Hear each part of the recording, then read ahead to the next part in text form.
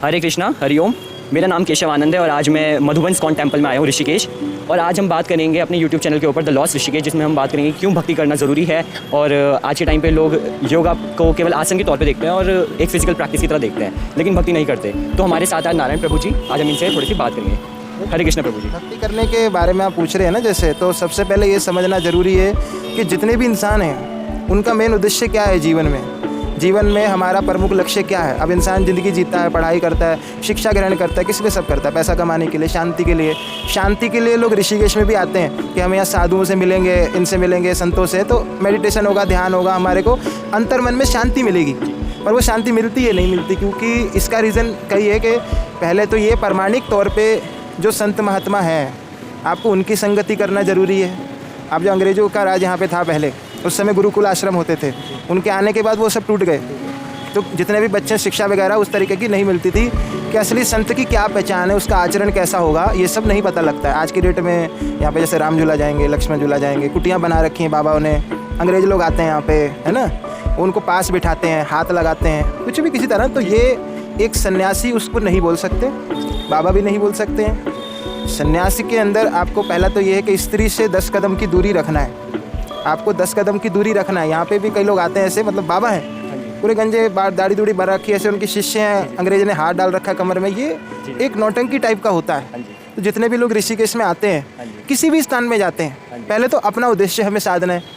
हम किस लिए आए? चलो मधुबन में आ रहे हैं, हम यहाँ पे आके हम भगवान की तरफ पीट करके फ़ोटो खींचते हैं। शिष्टाचार नहीं, क्योंकि बचपन से नहीं पता है। हम जाते स्कूल में, कॉलेज जाते हैं, शिक्षा ये मिलती है, जैसे किसी भी फील्ड में जाओगे ना, वहाँ से एक नॉलेज मिलेगी। आप क्या कहते हैं, स्कूल में जाओगे, पढ़ाई करोगे, घर में रहोगे, बोलेंगे पैसा कमाना है, आगे चल के बड़ा आदमी बनना है, स्टैब्लिश होना है, शादी करनी है।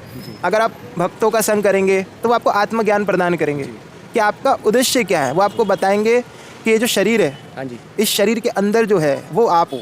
इस शरीर से अपनी परिभाषा मत करो। जैसे मान लो मैंने ये काले कपड़े पहने हैं, कुछ दिन पहले सफ़ेद थे, उससे पहले संतरी थे, तो वो नहीं था मैं, वो कपड़े में नहीं था, शरीर नहीं था मैं, इसके अंदर जो है शरीर ही, वो मैं हूँ, आत्मा में हूँ।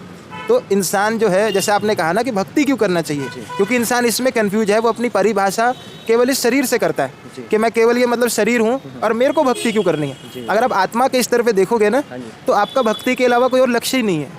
जैसे सनातन धर्म की बात करते हैं ना, अब यही मेन टॉपिक तो यही है ना कि सनातन धर्म हमारा शांति के लिए लोग आते हैं। इस सनातन धर्म की हमारा हिंदू, हम हिंदू हैं, इसका सोर्स क्या है? जैसे क्रिश्चियनिटी है, कुरान है, मुस्लिम धर्म है, इस्लाम है, हिंदू है, तो ये कौन बनाता है इनको? बताओ आपके हिसाब से, आप हिंदू हो, इसका नींव क्या है आपके पास? तो जिस भी स्क्रिप्चर को हम पढ़ रहे हैं उसकी प्रैक्टिस कर रहे हैं। जैसे मुस्लिम्स कुरान को पढ़ते हैं, वो उनके रिचुअल्स को प्रैक्टिस करते हैं, तो वो उनको मुस्लिम बनाता है। अब जो हमें गीता में उपदेश दिया है, जैसे भगवान ने, मैंने थोड़ी बहुत गीता पढ़ी है, तो भगवान ने गीता के दूसरे अध्याय 48वें श्लोक में बोला है, योगस्थ कुरु कर्माणि संग त्यक्त्वा धनंजय सिद्धि असिद्धि योग समाभूतम समत्वम योग उच्यते, कि समता के भाव से योग का अभ्यास करना बिना उसके सिद्धि और असिद्धि को सोचते हुए, यही योग है। तो अगर हम उन चीज़ों को प्रैक्टिस कर रहे हैं तो वो चीज़ हमको एक सनातनी बनाती है। मतलब आपका ये कहने का है ना कि हमारे जो शास्त्र हैं वो हमें हिंदू वो देते कि मतलब हम हिंदू सनातन धर्म में, जहाँ तक मेरे को लगता है वहाँ। हाँ, यही सत्य है। देखो, इनके हम नित्य दास हैं, तो इसमें वो आगे इंप्रूवमेंट करने की कोशिश करेगा और धीरे धीरे वो समझेगा कि हमें शरीर प्रदर्शनी नहीं करनी चाहिए, आत्मज्ञान करना चाहिए और भगवान को समझने की कोशिश करनी चाहिए। नहीं तो अगर ऐसा नहीं होगा, इंसान को खाली अपने आनंद के लिए यहाँ पे आ रहा है, पिकनिक जैसा बना रखा है लोगों ने, आज राम झूला जाएगा, लक्ष्मण झूला जाएगा, बाबाओं के साथ मस्ती करेंगे, योगा सीख रहे हैं, सबसे क्या फ़ायदा है? महादेव को भी ऐसा बना रखा है, छुट्टा मारते हैं, सब क्या है? ये गलत है ना। महादेव के जो भगवान कृष्ण कहते हैं महादेव मेरे परम भक्त है, तो परम भक्त का अर्थ क्या हुआ? यहाँ पे जो छोटे छोटे से भक्त हैं वो इतना रूल फॉलो कर रहे हैं। जब भगवान कृष्ण स्वयं कह रहे हैं कि वो परम भक्त है, तो वो किस तरीके के डेडिकेशन से रूल फॉलो करते हैं, कितनी शांति होगी। तो आज की डेट में जो मजाक बना रखा है ना, इसी के कारण से लगा लो जो आने वाली जनरेशन है, ये जो अब के भी 10 साल 15 साल के बच्चे हैं, उनको ये लगता है कि हमारी छवि जो है वो यही है, जैसा दिखाया जा रहा है ना, यही है। अभी पिक्चर आई है थैंक गॉड, उसमें दिखाया चित्रगुप्त जी ने कोट पैंट पहन रखा है, तो जो 10-15 साल का बच्चा देखेगा उसके दिमाग पे क्या असर पड़ेगा? वो सोचेगा यही है। आप इधर उधर जाएंगे तो आपको क्या आंसर मिलेगा? अगर इंसान भटकता रहेगा ना, आज मैं यहाँ आया हूँ, कल कहीं और चला गया, परसों कहीं और चला गया, आपका मन और विचलित होता रहेगा। मन एक जगह नहीं लगेगा, क्योंकि मन का तो काम ही है।